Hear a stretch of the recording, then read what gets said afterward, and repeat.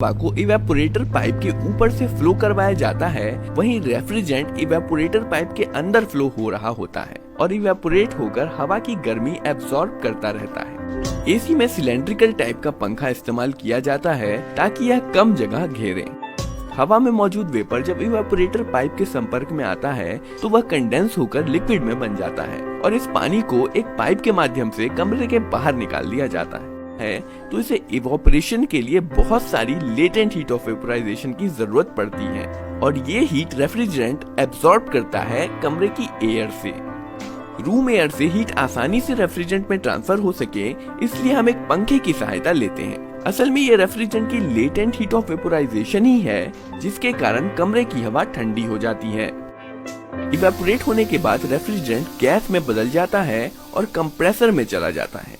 AC में compressor दो काम करता है। पहला और कम महत्वपूर्ण काम है रेफ्रिजरेंट को पाइप में फ्लो करवाना। दूसरा और सबसे ज्यादा महत्वपूर्ण काम है रेफ्रिजरेंट का टेम्परेचर बढ़ाना। जी हाँ दोस्तों, शायद आप अपने अनुभव से ही जानते होंगे कि जब किसी गैस का प्रेशर बढ़ाया जाता है तो उसका टेम्परेचर बढ़ता है। यहाँ पर यही काम एसी का कंप्रेसर करता है। कंप्रेसर इवेपोरेटर से आती हुई ठंडी गैस का प्रेशर इतना बढ़ा देता है कि इसका टेम्परेचर कमरे के बाहर मौजूद सराउंडिंग टेम्परेचर से भी ज्यादा हो जाता है।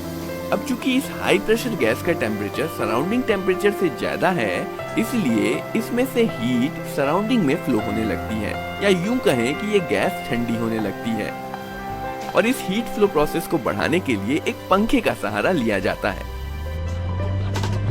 और जब इस गैस बन चुकी रेफ्रिजरेंट में से लेटेंट हीट ऑफ वेपोराइजेशन बाहर निकल जाती है तो यह वापस लिक्विड में बन जाता है।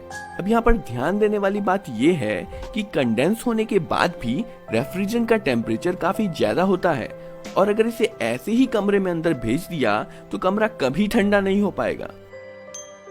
पर फिर हमने इसे कंडेंस किया ही क्यों?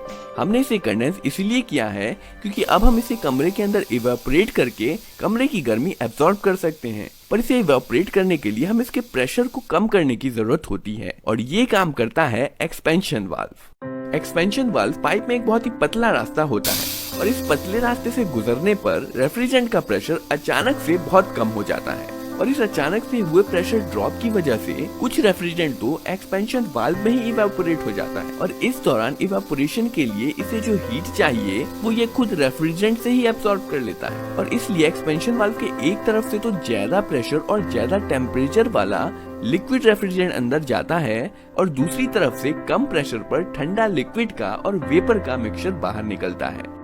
कुछ वैसे ही जैसे स्प्रे बोतल में से पानी और वेपर का ठंडा मिक्सचर बाहर निकलता है। अब शायद आप ये सोच रहे होंगे कि प्रेशर कम हो, इसके बाद रेफ्रिजरेंट कमरे के अंदर इवेपोरेटर पाइप में चला जाता है जहां बाकी का लिक्विड रेफ्रिजरेंट इवेपोरेट होता है और कमरे की गर्मी एब्सॉर्ब करता है और ये साइकिल इसी प्रकार चलता रहता है। अब आप एसी का वर्किंग प्रिंसिपल तो समझ ही गए हैं, तो आइए अब हम देखते हैं कि एक रियल एसी में कौन सा पार्ट कहां पर लगा होता है। दोस्तों, अगर आपने कभी एसी देखा होगा तो आपको पता होगा कि एसी में दो हिस्से होते हैं। कंप्रेसर और कंडेंसर कमरे के बाहर वाले हिस्से में लगे होते हैं, वहीं इवेपोरेटर और एक्सपेंशन वाल्व कमरे के अंदर वाले हिस्से में लगे होते हैं। इवेपोरेटर में रेफ्रिजरेंट इवेपोरेट होने के बाद एक पाइप के द्वारा बाहर वाले हिस्से में रखे कंप्रेसर में चला जाता है। कंप्रेसर इसे कंप्रेस करके इसका प्रेशर और टेम्परेचर बढ़ाकर कंडेंसर में भेज देता है, जहां पर हीट रेफ्रिजरेंट में से सराउंडिंग में चली जाती है और रेफ्रिजरेंट कंडेंस होकर लिक्विड में बदल जाता है। इसके बाद ये गर्म लिक्विड रेफ्रिजरेंट एक पाइप के माध्यम से कमरे के अंदर वाले हिस्से में चला जाता है, जहां पर ये लिक्विड एक्सपेंशन वाल्व से पास होता है।